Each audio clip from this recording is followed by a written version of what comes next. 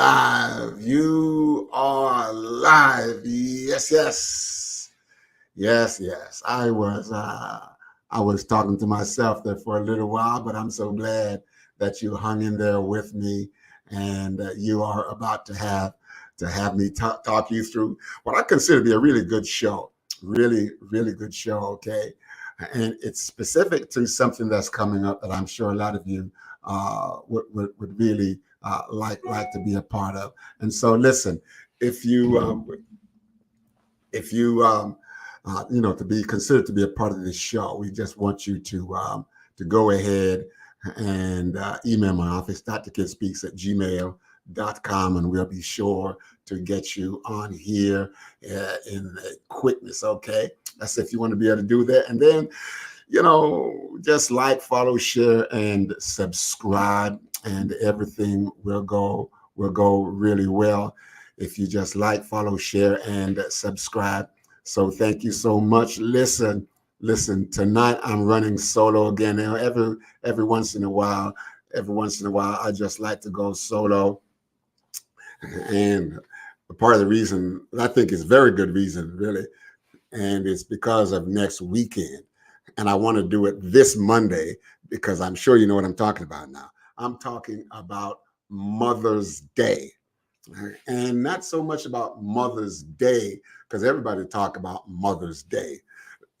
Listen, if you see me taking a sip of water, it's because my throat is locking up on me. I don't know what it is. I think this time of the year, it must be some kind of allergy. But listen, I got to get my voice right, So, all right. So every now and then I take a little sip, and my voice kind of get a little bit better. So back to the show. So I'm talking about Mother's Day. Now, next Sunday is Mother's Day.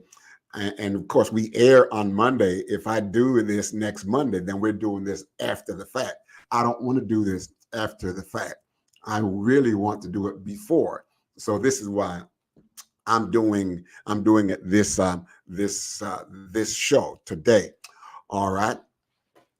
So I'm so grateful to know that you are with me today.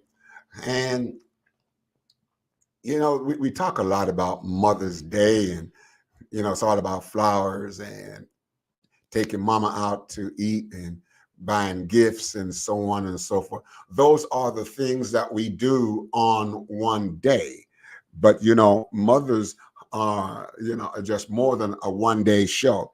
So what I did was I kind of put together some stuff here for you, and it's really important. So I'm going to be looking away from the screen every now and then because I want to read this stuff. It's really, really important. Okay, and I titled this "The Importance of Mother's Day."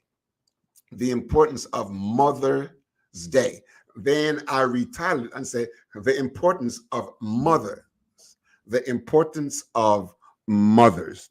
And then I'm going to give you a little bit of a background here about Mother's Day. Okay, it says Mother's Day is a holiday honoring mothers, a motherhood that is observed in different forms throughout the world. In other words, pretty much all the countries in the world, celebrate Mother's Day. Now, this year, 2024, it's on May 12th, okay? And of course, which is next Sunday. And we know what you're all going to be doing, treating those mamas right. And mamas who are watching, make sure they treat you right. Otherwise, lock them out the house, do something, okay? The American incarnation of Mother's Day was created by, and you listen to this. I found this out when I was doing the research, by a woman. Her name is Anna Jarvis in 1908. Okay, and it became an official holiday in 1914 after I believe it was President Woodrow Wilson who might have enacted this and to turn it into a full-fledged holiday honoring mothers, of course. And for those of you who are just joining, we're talking about Mother's Day, or we're talking about mothers on a particular day. But as we get down through this, I wrote down a lot of stuff, so I'll be looking away every now and then. So don't be afraid. I'm not trying to ignore you. I'm just trying to make sure that I get all this good stuff that that I researched, put out here for you, okay? In 1908, the first official Mother's Day event was launched at a church, the hometown church, her hometown church of Grafton, West Virginia. So that was the first basic, uh, celebration. All right, and listen, Jarvis um, is would later denounce the holiday. Jarvis, the woman who started this, honoring mothers, she would later denounce the holiday. And you may or may not like this because it became so commercialized that she said that it had lost its sacredness and its importance towards celebrating mothers. In other words, all those things, those pies and puddings and bangles and beads and going out and doing all these things that we take our mothers out for, not that we shouldn't, but she said, listen, this thing is so commercialized that she basically denounced it, basically saying, I wish I had not done this, okay? And it is all that mothers, is that all that mother is worth? And you know what I discovered also with this here? That she was not even a mother. She did this honoring her mother. She was not a mother. She must have loved her mother really well. And even though she pushed for it to become a national holiday, like I said, after it became that, then she kind of felt really bad about it and said, listen, I wish I had not pushed for it to become, because it's so commercialized. Money now became the issue. Now mothers are some very important, some very, very important people. All right, very important people. And so while the Mother's Day points to then, we need to take a look at the worth of a mother. Worth of a mother. And the worth of a mother suggests, or the importance of a mother suggests, that it should not just be on one day when we are celebrating the mother. It should not be just on that one day. All right. So there are different categories of mothers, several categories of mothers, and we're going to take a look at those because we're going to be celebrating just about all of the mothers during this show today. And so we have, we have mothers who wanted to have children. Yeah, it was planned, and the child or children came along, and it was the joy of mother's heart. And mothers loved them so much, that mothers would do anything that they could to make sure that their child or their children was supported and healthy at all times. Now, not all mothers raise their hands and say, hey, I want to be a mother. There are circumstances under which women became pregnant through abuse, and these days in liberalism, and I'm not, please take this right, okay? These days we have more people exercising their rights, because back in the old days, it was seen as a moral issue if you had an abortion. These days, it is seen as a civil issue that mothers and other supporting cast have, and that they have, and that they have the right to do that.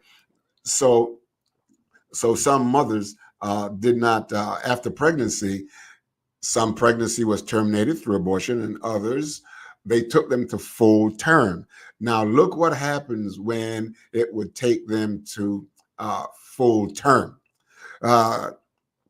Again, some mothers decided that not that they despised the child, but it might have been something about the child, or it might have been something about them not feeling competent, or feeling that they were not at a position yet in life to to mother a child in a way that would give them the best opportunity in life.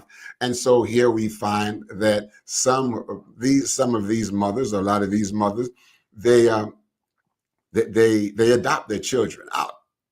Now, just because the mother is adopted her child out into another family, it does not take away the significance of the fact that once you have given birth, once you are a mother, you will always be a mother. And it goes so deep that the woman who started this, she was celebrating the memory of her mother. So we find a lot of people celebrating the memory of their mothers. And so it's not just Mother's Day, this day where we have a lot of fanfare. It is the people who do the things that they do, between those 365, 366 days of the year. That's what mothering is all about. And so we have these adoptive mothers, and when they adopt their children to somebody else, another family, that family is now bequeathed a joy that they were looking for. Not that the mother was not happy to have a child, but something about them, and we don't know.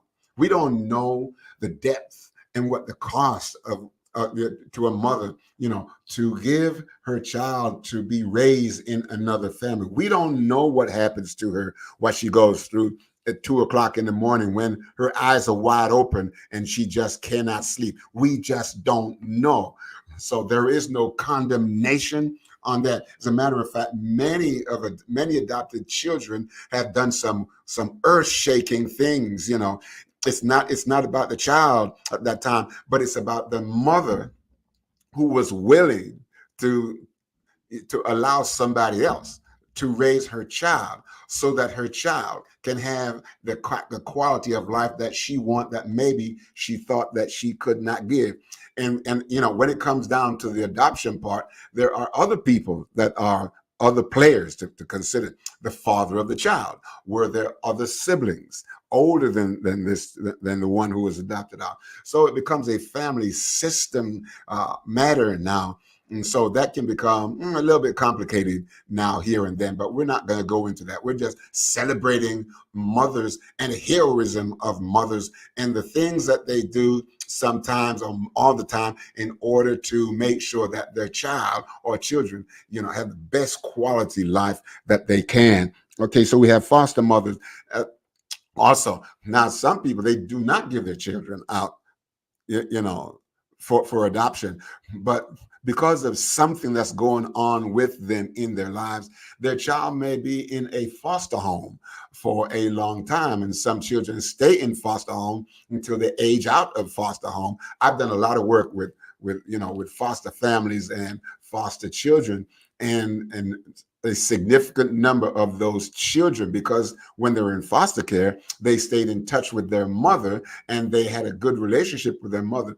Once they age out of the state system, they just go back home to their mother. Why? Because by that time, mother had grown, mother had developed her, in ways that she had not developed before, and the child wants to go back and be with her mother and possibly father and grandparents and aunts and uncles, people that are very significant to them in their lives.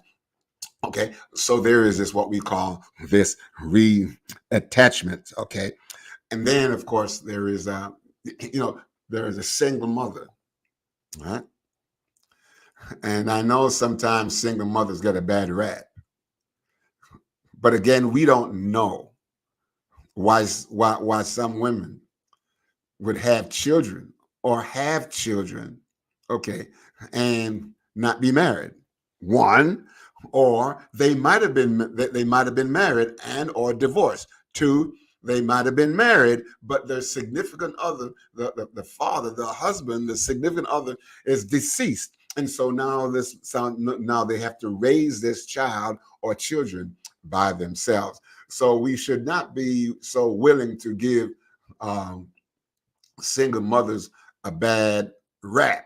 and sometimes saying very negative things about them, because we are talking about celebrating mothers. Let me drop this in there right now. There is a difference between the mother and the behavior of the mother. And I think sometimes what we do is we take a look at the behavior of the mother, the what, the when, the where, the why, the how of the mother, what they had, their education, how much money they got, what kind of car they drive, the house they live in, the way they dress. Sometimes we tend to take those things and say, because of those characteristics that we can see, we use that to say, this is who they are. Nothing could be far from the truth. A lot of times, very far from the truth. And even if they are acting out the way, the way they are, then again, listen, you don't know, because people are not just acting out behavior, they're acting out their experience. And we don't know what people are experiencing. So single mothers, we want to applaud you too, just like we're applauding adoptive mothers and foster mothers and mothers who raise their children in nuclear families, which means there is a intact family. My throat is locking up, so back to the water.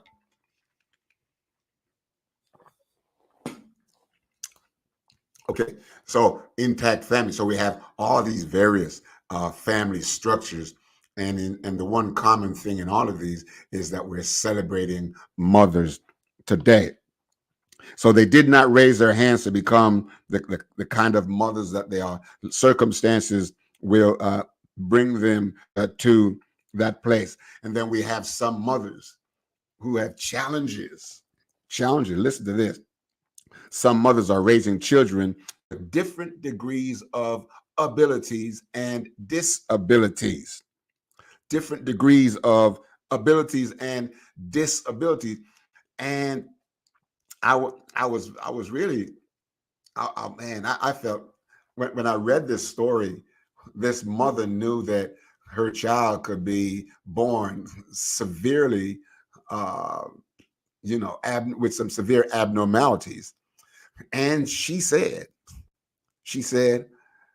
I talked to God, and he told me that this child is going to help me to get my life right. Because if she was a normal child, I'd probably run in the streets. But I've got to be home now to take care of my child.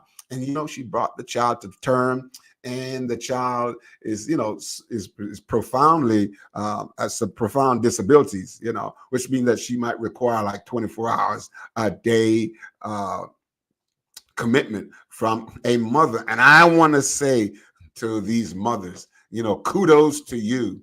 Kudos to you, okay, how you are doing this. So continue to do that. Great mothers, great mothers. Okay, Ellen G says in Alabama, a law is being worked on to decrease the time for maternity leave from 12 weeks to 8 weeks. What's your thoughts in regards for time for time for bonding? Well, the maternity leave during that time, those are some very important times. Very important time. Why? Because the younger the child, the more dependent the child is on the mother. And of course, if you've read any books or done any research, mothers who nurse, who breastfeed, because they hold the child so close. Let me pull this down.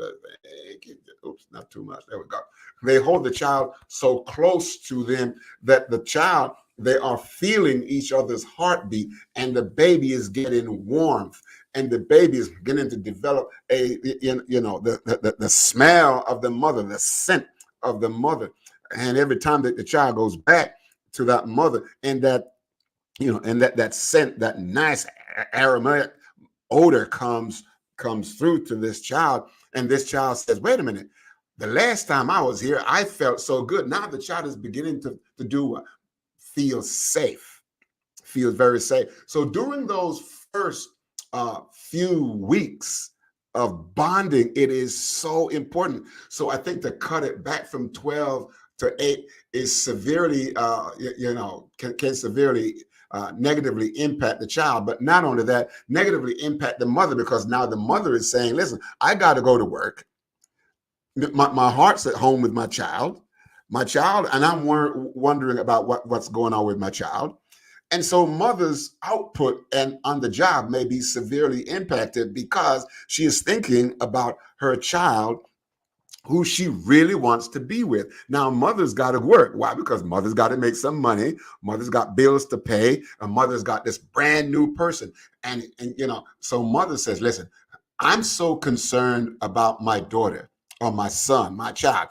Why? Because during those times where the child is very dependent on mother, mother has this dependency in her head and say, I am depending on me to be to be dependable for my child. I'm depending on me to be where I need to be, do what I need to do, say what I need to say, act out how I need to act out, so that my child can have the best possible viability on the planet. And so I think now, So we need to take a look at the reason why they might be doing it.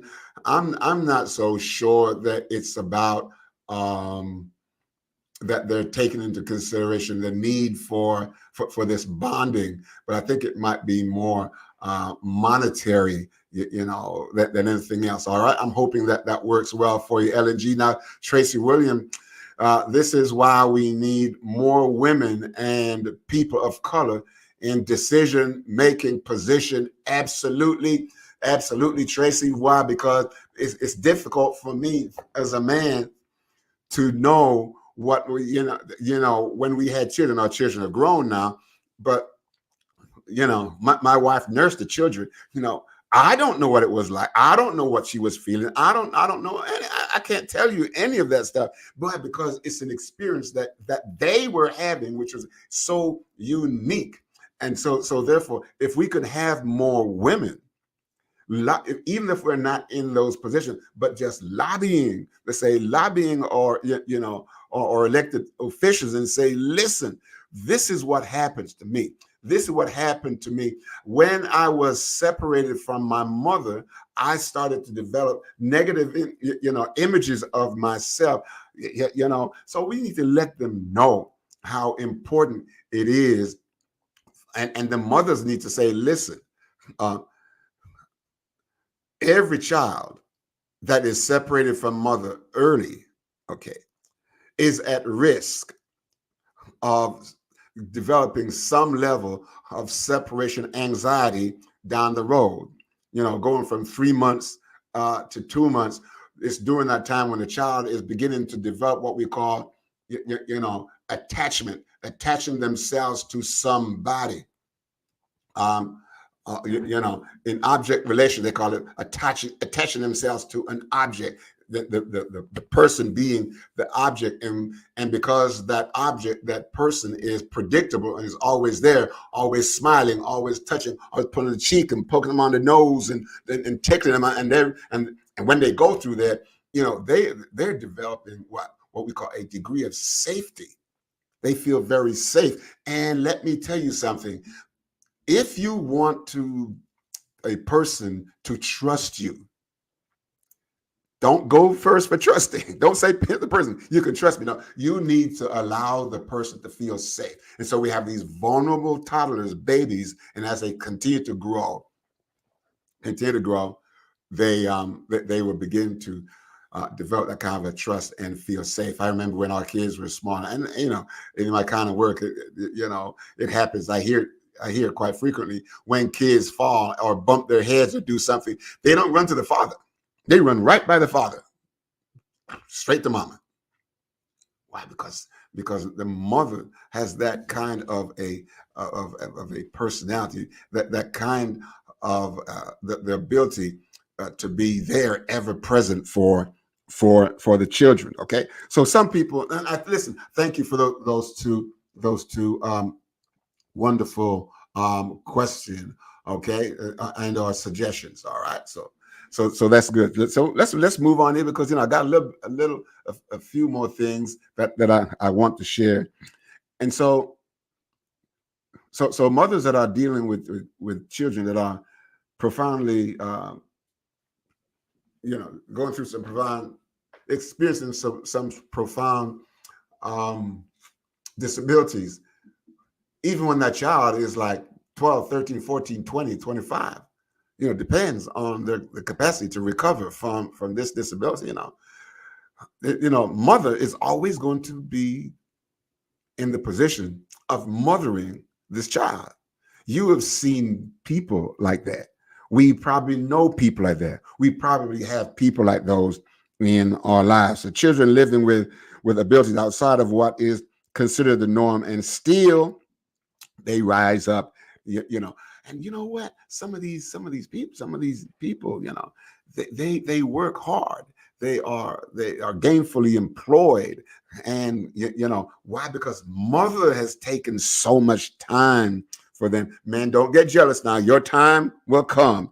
Some mothers are dealing with the loss of a child. Oh, as a matter of fact, I was talking today in one of the sessions about a mother who is dealing with the loss of a child, and what's making it so hard for her. She said it's coming up on the anniversary of the loss of a child.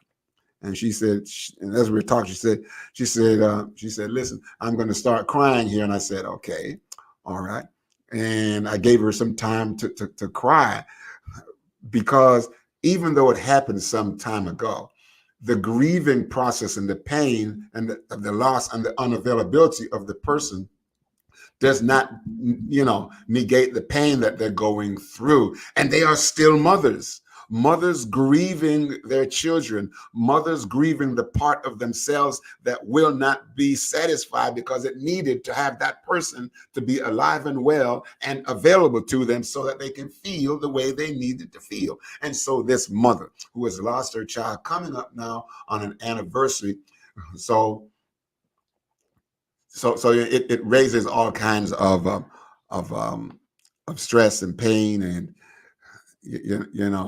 and anxiety, and any of the other emotional responses that she's going through. Okay. For some mothers, mothering has not been a good experience, the experience they had hoped it would be. And so so that's one way a mother, is saying, listen, this is not my experience. It's not what I'd hoped for it to be. I've talked with many mothers, who have children incarcerated, from middle school right on up into grown men. They have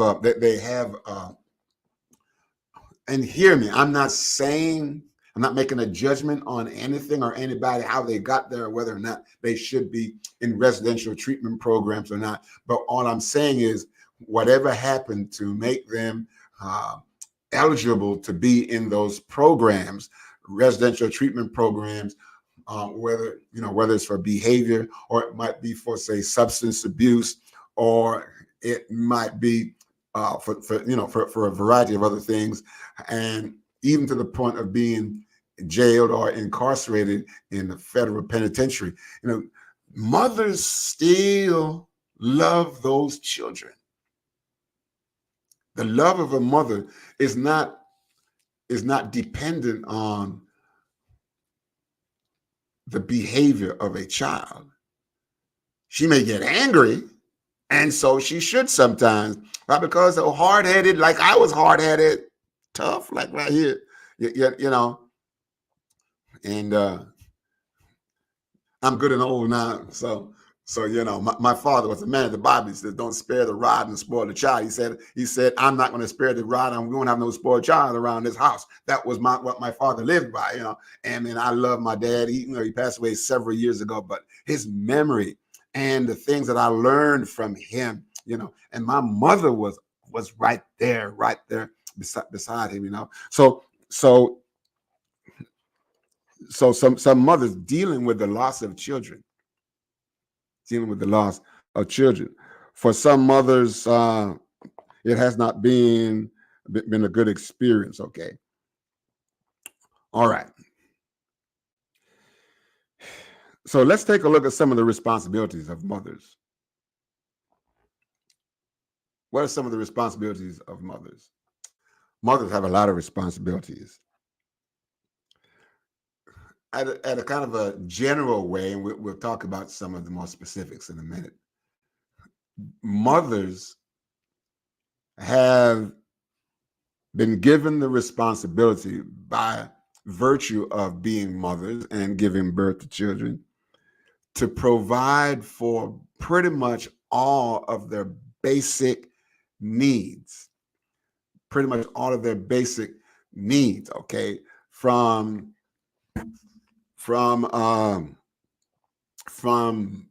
conception, from conception. Yeah. See, I'm not saying wait until the child is born. I'm saying that from conception, from conception, it is so important. Why is it so important from conception? Because the viability of a child, you know, listen, I'm not ashamed to do this. Listen, get older, need some help every now and then. Everybody needs some help every now and then. There we go. Yeah. From conception, mothers have what I call a divine responsibility to take care of what they put in their bodies from here all the way down. What you eat, what you smell, what you drink, what you wear, what you watch, what you hear, what you think, how you feel, how you act out your behavior. All of those things are the divine responsibility that God has given to you so that you can raise your child right. Okay. So I got another question here. Another is it? Yes, the question. I see the question mark. LNG. Mother's Day is supposed to be a happy time, but what if there was abuse, intentional or unintentional, between mother and child? How does a child deal with these feelings of anger towards mother? Thank you. We're going to keep that up there for a little bit, LNG, because I want to be able to kind of go down through this thing here section by section. Mother's Day is supposed to be a happy time, and let me say this here, okay? When it comes to Mother's Day should not be the only day mother's happy. It may have a different brand of happiness, a different experience of happiness, but mothers, all of us as people, we're supposed to be happy all the time. But unfortunately, we are not. So I just want to put that out there. If there was abuse, intentional or unintentional, and I'm glad you said intentional or unintentional, because Ellen, the whole idea here is this, that intention or unintention does not change the outcome. Does not change the outcome one bit. Once it has happened and cannot be changed. You cannot retrofit your emotional experience. It is there now. You can learn to walk through those things, talk your way through those things, and learn to make some kind of positive adaptation, but you cannot say it didn't happen, intentional or otherwise, between mother and child. Now, it would seem to me, if it's going to be between mother and child here, Ellen, it would be when the child was old enough to go combat with mother, or in some other insidious way. And mother would look at her daughter and say, okay, you want to do that? We're going to go at it together. And that is not the way a mother, I'm going to say this, and I'm sorry. I'm going to say this is not the way a mother should behave towards a child. And so one of the things that I'm wondering here is, how was mother raised? You may say, what does that have to do with it? Well, it does. How was mother raised? What was her experience like growing up in a home or in a community where this was the norm? And so therefore she brought that along with her, transferred it into her relationship with her mother, with her child. What was, what was mother going through during those times? Why, and if that has anything to do with it, why was she stuck at this is all I know, and so therefore this is what I'm going to do? You do know that over the years there is such a thing as social learning, where we can learn how to behave appropriately and or inappropriately. And it is inappropriate for a mother and daughter to go down through that. Now, again, I'm not saying that that the child should not be defending herself, or himself from a mother, and it should never get to the point where a mother is defending herself from a child, because something went awry. It just didn't work out very well for a number of reasons. And I keep saying that because it's easy for people to make some kind of a blanket statement and say, well, mother must have been crazy or doing that. But we don't know those things. We really don't know. We just know that something did not work out. But because the mother is the one who is basically the teacher, either by speaking or verbal or nonverbal acting out, then at some level, the mother needs to ask herself the question, what is it about me that's making this quality of relationship between me and my child or children happen? There's something about me. What is about me? And, where did the child learn this? Did they learn it at the house? They learn it on the street? They learn it over somewhere else? I don't know. This stuff is so complicated. And if I don't treat it this way, then I'm going to start labeling people and calling mother all kind of names that I hate to hear come out of some people's mouth, and calling, kids all kind of names that we really should not be calling our kids names, because what they hear about themselves is more than likely what they're going to act out. You understand what I'm saying? So in other words, if you want to help a person to become the best that they can become, take a look at focus on their potential, not on their disabilities.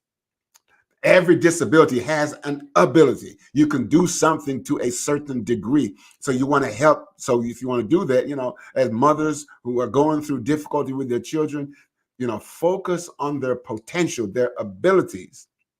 And when you support them to do good in that way, this is where they will focus their energy, hopefully. Hopefully they're not too bruised that they wouldn't do that. Okay, Tracy, thank you for, okay, LNG, thank you so much for that. Tracy, a woman who gives birth doesn't automatically make them a, Tracy, where do you get that from? Come on, Tracy. All right. Tracy, let me give you something to consider, okay? Let's flip this over to the man's side.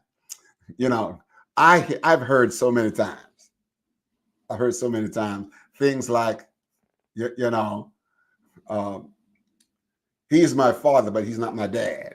And I'm saying to myself, so I had a conversation, in a group with this, in one of my groups. I said, he's my father, but he's not my dad. So I said, well, what you mean by that? What you mean by that?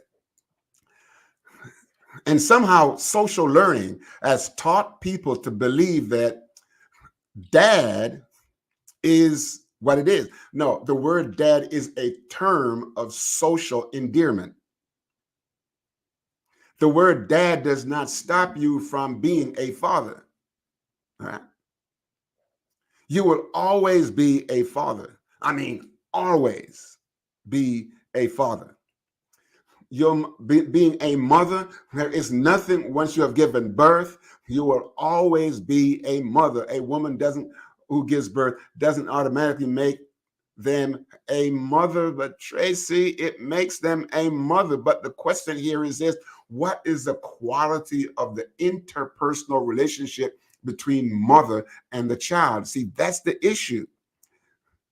That's the issue. And normally the quality of the interpersonal relationship between a mother and a child, the mother has been the architect of that. The mother is the one who craft that, but then we got to take it, walk it back and say, what was it about the mother that did not allow the mother to develop the kind of relationship that she needed to do with her child? Then we bring it back to the mother and said, there is something about the mother, and whatever that something is, however it got there, there's something about the mother that's making her, listen, she's got all the parts to be a mother, give birth. She got it. Hey, she got it. Now, does she have the capacity, though, to execute an appropriate maternalistic, available relationship with her child without costing her, because she may not even feel good about herself? Having children may be, well, this is what we're supposed to do. I need to show people that I'm this. And then you discover that showing people that you are that really does not do it. So it's more or less a mom and dad is a term of endearment, but you will always be. And so let me say this, whenever that comes and there's that distinction, we got to check to see what's the anger impulse level on this. Okay, Tracy, I think I'm hoping that did not disturb you. Okay, there must be love, compassion, empathy, and a nurturing spirit to be. Oh, Tracy, you are so right. Not to be a mother, but to exercise your maternal capacities. How about that? To exercise the maternal capacity that draws the child into a deeper interpersonal relationship, because sometimes mothers become what we call maternal unavailability. Why? Because they are unavailable to their child, because they are unavailable to themselves, because somebody that they were dependent on was unavailable to them. So they may be just acting out. But you're right. There must be love, compassion, empathy, and a nurturing spirit. There must be, in order to develop that quality, but let me just say this here, Tracy, a child will always be the other part of the mother that lives outside the mother. The child came from the mother, conceived in the mother, developed in the mother, and so therefore that child will always be the other part of the mother that is living outside of the mother. So what are you going to do? Are you going to annihilate the other part of you that lives outside of you?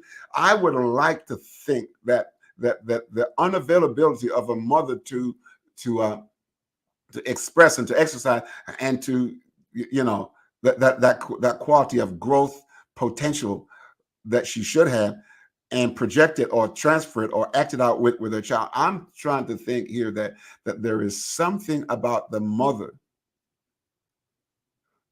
that she that was been missing experientially. It's not reading a book, but it's experientially.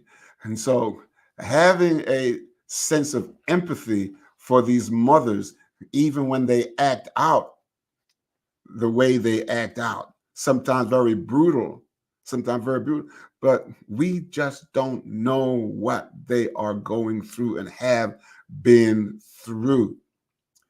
And so it's easy for us to act out our anger. And sometimes the anger is deserving sometimes, especially when you're trying to get to repeatedly trying to get to the point where you are acknowledged and validated and valued, and it's just not coming. And so because it's not coming, and your other friends are getting that from their parents, from their home, you're not getting it in your home, it's easy then for you to think that something is wrong with you. And when you think something is wrong with you, you start to devalue yourself, may even start to hurt the self. You understand what I'm saying here? So it's this quality of stuff that I'm talking about. I'm just talking about it right now, but the best way to go is to be able to work it through with people. And listen, I want to say here that the stuff that I'm saying here is not giving anybody a license to just go and do things that they think that they might want to do. Okay, so So thank you, Tracy, for following up. Every week. Thank you for following, Tracy. You always have some really, really good comments and questions, and it's because of you that makes this show so viable, and because we're dealing with stuff that is so very important, so very important. Okay, okay, so we're still dealing with the shakeup. We're like, follow, share, and subscribe. This is what we'd like for you to do: like, follow, share, and subscribe. And I will be forever beholden to you. Why? Because I don't have the capacity to get out there and tell everybody what I'm doing. But through this, when this becomes a very large platform, then we can reach more people. So thank you so much. And of course, if you want to be considered to be a part of this show, please get in touch with my office at drkidspeaks@gmail.com. Some of you people who are on here every week, I wish you'd just call my office and say, listen, why? Because you got all these great ideas. You don't have to be on camera. You don't have to be on camera, but y'all got these really, really good, amazing, well thought out intellectual and emotional contribution to this. That really, I'd really love to meet some of y'all. I really would, just get to sit down and talk to you all in person about some of the stuff. I may just have to say, listen, we're going to do this one day, whatever, just throw that, say, listen, come see me at my office. We're going to sit down and talk this thing for a couple hours one day. As a matter of fact, I might do that. It's just an idea that came through to me. So anyway, we're talking about mothers, the amazing, provide for all their basic, all of their basic needs. From the time of conception, mothers responsible for meeting the basic needs of a child, such as food, shelter, clothing, emotional support, guidance. She's a teacher and demonstrate love, which is what you were talking about a little while ago, Tracy. Nurturing. One of the most important role of a mother is to nurture the child. Now, the nurturing now becomes the quality of interface that you have with your child. The quality of your nurturing, your ability to give yourself to your child, become at one with your child, especially when they are so much younger and they're more dependent on you. Okay, that's the nurturing piece. But going back to what you said, Tracy, if we have never been nurtured, and the thing about nurturing, when you spend more time with your children, it gives them a sense of value. It's like this. I was talking with this friend of mine. He had bought this brand new car, brand spanking new. Drove it off the showroom floor, kind of a car, brand new car. Maybe had about 10 miles on it. Man, he said he was washing that thing 2 or 3 times a week, going around just flipping little dust off it. Get off of here, get off my nice new car. That went well. We're talking about nurturing, spending time, quality time. The time you have for yourself, you put into people and places and things that are important to yourself. You will not do that if they are not important to you. So the car was important to him. And so here he was doing that. He was doing it. So fast forward.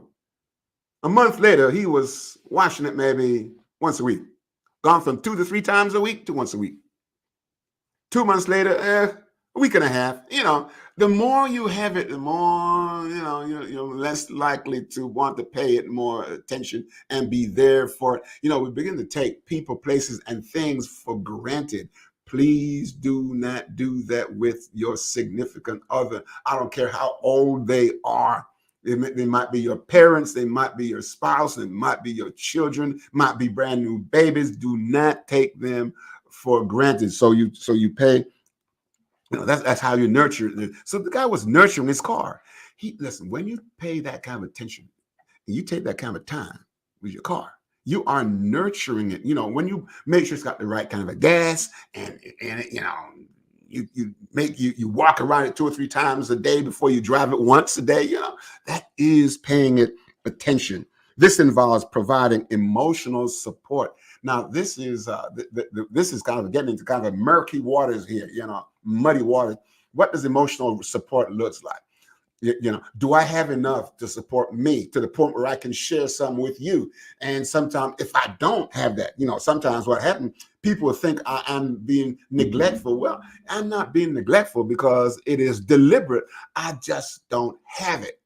And I can't give what I don't have. So it's empathy, when we take a look at the relationship between some people, different people and the outcome, we might want to be, try to be a little bit more understanding. And I'm not saying that you are or not, because you're some great people. This involves providing emotional support, teaching them values, morals, helping them to grow into responsible people.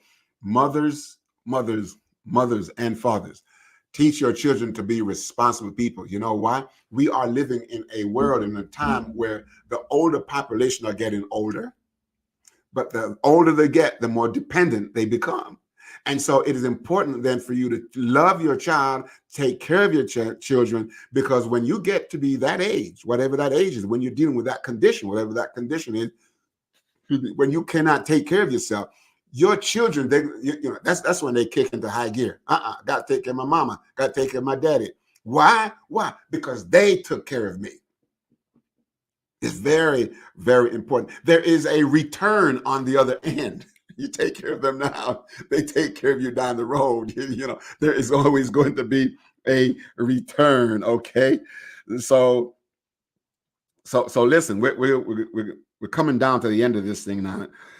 So discipline, disciplining parents. Mama, I've heard all kinds of stories. Your child won't listen to you. So what do you say? You just wait until your daddy comes home. When you do that, all they hear is daddy's the one that's going to deliver those blows. After a while, they don't want to be around daddy. They don't want daddy to come home. Why? Because if daddy don't come home, they don't get a whooping. And for them, they just see daddy as a punishing agent. Just sit down and talk to them nice and quiet if you can, if they would allow that to happen, depending on their age, and just deal with it right then, so that father don't have to be, the sheriff, the officer, the person, the punitive person who punishes people. Because that's kind of putting some kind of an unfair disadvantage on the father. And when you say to a child, you just wait till your daddy comes home. Every time you say that to a child, you're telling your child that you cannot handle what they got going on. This gives them the power to up the ante on you. It just gets worse and worse and worse, more and more and more. So just deal with it. Deal with it. How do you deal with it? Bend the branch when it's young. Bend that branch when it's young. Shape your children when they're young. Discipline them when they're young. It becomes a natural part of who they are. Okay. Caregiver, we talked about that. And, I want to end it today. First of all, I just want to thank you all for just hanging out with me this evening. Okay. And I know that what I've done this evening here is not to talk about Mother's Day, but to talk about the mothers and the yeoman's job, the amazing job that women are doing raising their children.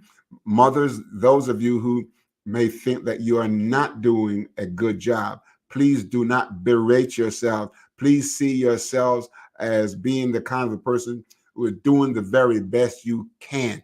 I think that most, if not all, mothers want to do good, want to make sure that their children grow up to be the best kind of people. Now, there are times when there are other difficulties that comes into play, physically and or emotionally, or that would interrupt that kind of a feeding into the children All right. But in all cases here, before we label people, please let's just try to understand um, what's going on. Okay.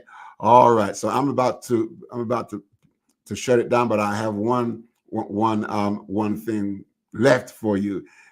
Thank you, Ellen G. Great info as usual. Thank you, thank you, thank you, Ellen G. Ellen G. You need to be on this thing. You don't have to be on camera, okay?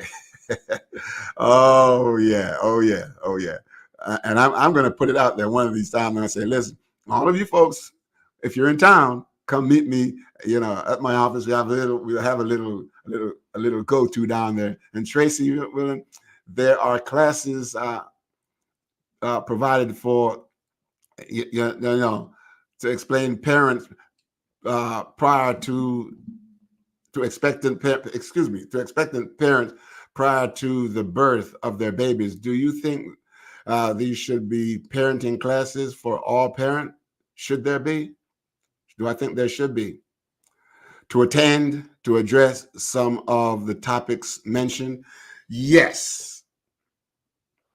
Yes. I believe that there should be parenting classes. Absolutely, no doubt. Because I think, babies don't come with a manual. One of the things about parenting classes is that because the parents are always growing themselves, just because they got it right or they did it right, they thought it right last week, it doesn't mean that they're going to do it right, get it right, and think it right this week.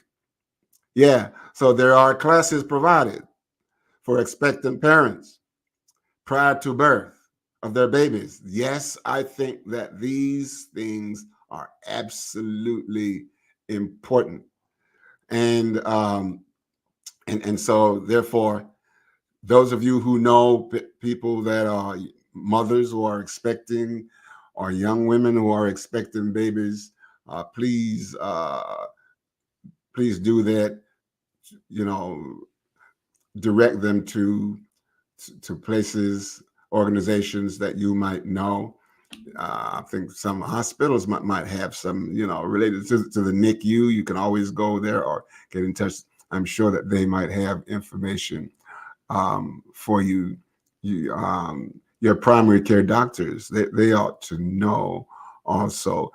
Clinics, they should be able to have all of those resources available, and hopefully the expectant mothers will take the opportunity when that is given to them. All right, very hopeful. Okay, great show. Thank you, Tracy. Thank you so much. All right, and so now I am going to close this out. I have a very short tribute to you, and it's coming from one of the greatest African American orators. Her name is Maya Angelou. I'm not going to read the whole thing, I rise. But in summary, this is her unforgettable collection of poetry, lends its name to the documentary film, And Still I Rise. You can see this on PBS. It says, pretty woman, wonder where my secret lies. I'm not cute or built to suit a fashion model size. But when I start to tell them, they think I'm telling lies. I say, it's in the reach of my arms, the span of my hips, the strides of my steps, the curl of my lips. I am a woman, phenomenal woman. That's me. And this is coming from I Rise. Still I rise. So I just want to give that to you, women, that you are phenomenal people. No matter the bumps and the bruises that you have in life, you are phenomenal. Anybody who tells you anything different, just tell yourself, they ain't talking to me and they ain't talking about me. Don't even get angry. They're over there somewhere. They're not talking. Once you get angry, you begin to acknowledge them. That gives them more fuel for you, okay? Still you rise, women, mothers, whether you're a mother or not, still I rise. I am a phenomenal woman. That's me. That's what you tell yourself. Every day you wake up and you look in that mirror, just tell yourself, I am a phenomenal woman. That's me. All right. Thank you so much. Listen, I really thank you so much for being with me here today. We'd love to, to have you on the show. If so you'd like to be considered for, to be a part of the future show, please get in touch with Dr. Kit. My office is drkitspeaks@gmail.com. We'll get you on here. You can be on camera. You can be off camera. It doesn't matter. We'd love to have you on camera. All right. And just tell somebody else also that they can be a part of this. Let's get them to get in touch with my office and we'll get them on the show. And if we'd like you to like, follow, share, and subscribe so that we can continue to grow this and, sharing information with other people, information that is valuable to the world. So I just want to thank you. May God bless you. Have yourselves a wonderful, wonderful Mother's Day. Doesn't mean you have to be a mother. It is a day that you celebrate mothers. If you're a mother, be celebrated. If you are not a mother, find a mother and celebrate that mother, okay? You'll still be a part of the show. Thank you much. Be good. Be blessed. See you next week.